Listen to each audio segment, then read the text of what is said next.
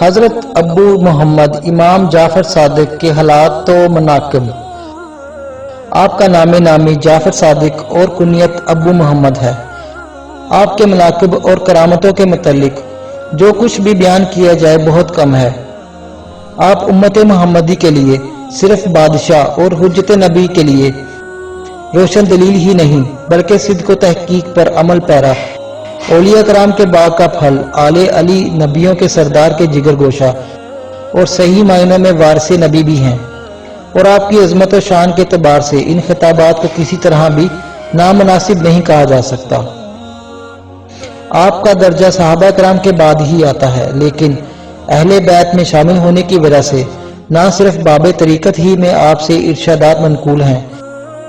بلکہ بہت سی روایتیں بھی مروی ہیں، اور انہی کثیر ارشادات میں سے بعض چیزیں بطور سعادت ہم یہاں بیان کرنے کی کوشش کر رہے ہیں۔ اور جو لوگ آپ کے طریقہ پر عمل پیرا ہیں وہ 12 اماموں کے مسلک پر گامزن ہیں، کیونکہ آپ کا مسلک 12 اماموں کے طریقت کا قائم مقام ہے، اور اگر تنہا آپ ہی کے حالات و مناقب بیان کر دیے جائیں تو 12 اماموں کے مناقب کا ذکر تصور کیا جائے گا۔ آپ نہ صرف مجموعہ کمالات پیشوا طریقت کے مشائخ ہیں بلکہ ارباب ذوق اور عاشقان طریقت اور زہدان عالی مقام کے مقتدا بھی ہیں۔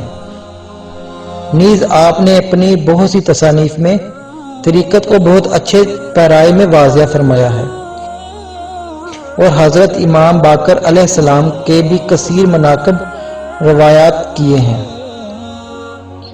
خلیفہ منصور نے ایک شب اپنے بیٹوں کو حکم دیا کہ امام جعفر صادق کو میرے روبرو پیش کرو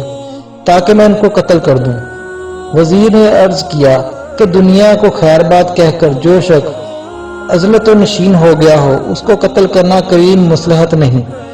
لیکن خلیفہ نے غضبناک ہو کر کہا کہ میرے حکم کی تعمیل تم پر ضروری ہے۔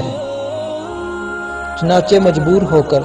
جب وزیر امام جعفر صادق کو لینے کے لیے چلا گیا تو منصور نے غلاموں کو ہدایت کر دی کہ جس وقت میں اپنے سر سے تاج اتار دوں تو تم فی الفلور امام جعفر صادق کو قتل کر دینا۔ لیکن جب آپ تشریف لائے تو آپ کے عظمت و جلال نے خلیفہ کو اس درجہ متاثر کیا کہ وہ بے قرار ہو کر آپ کے استقبال کے لیے کھڑا ہو گیا،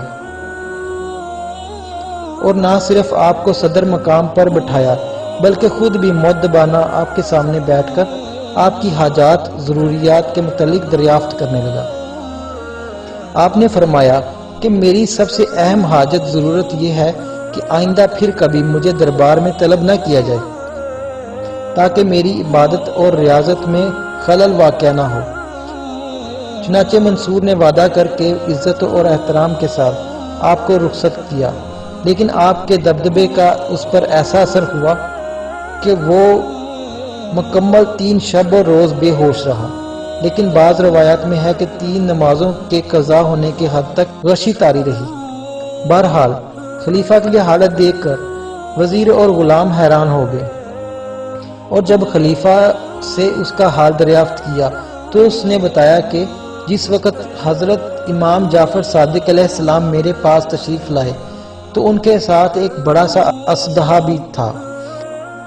جو اپنے جبڑوں کے درمیان پورے چبوترے کو گھیرے میں لے سکتا تھا،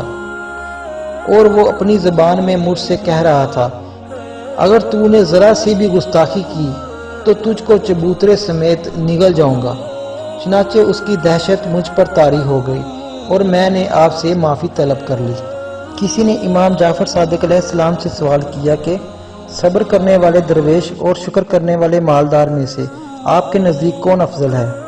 آپ نے فرمایا کہ صبر کرنے والے درویش کو اس لیے فضیلت حاصل ہے کہ مالدار کو ہمہ اوقات اپنے مال کا تصور رہتا ہے، اور درویش صرف اللہ تعالیٰ کا خیال، جیسا کہ اللہ تعالیٰ کا قول ہے کہ توبہ کرنے والے ہی عبادت گزار ہیں۔ آپ فرماتے ہیں کہ ذکر الہی کی تعریف یہ ہے کہ جس میں مشغول ہونے کے بعد دنیا کی ہر شے کو بھول جائے، کیونکہ اللہ تعالیٰ کی ذات ہر شے کا نعم البدل ہے۔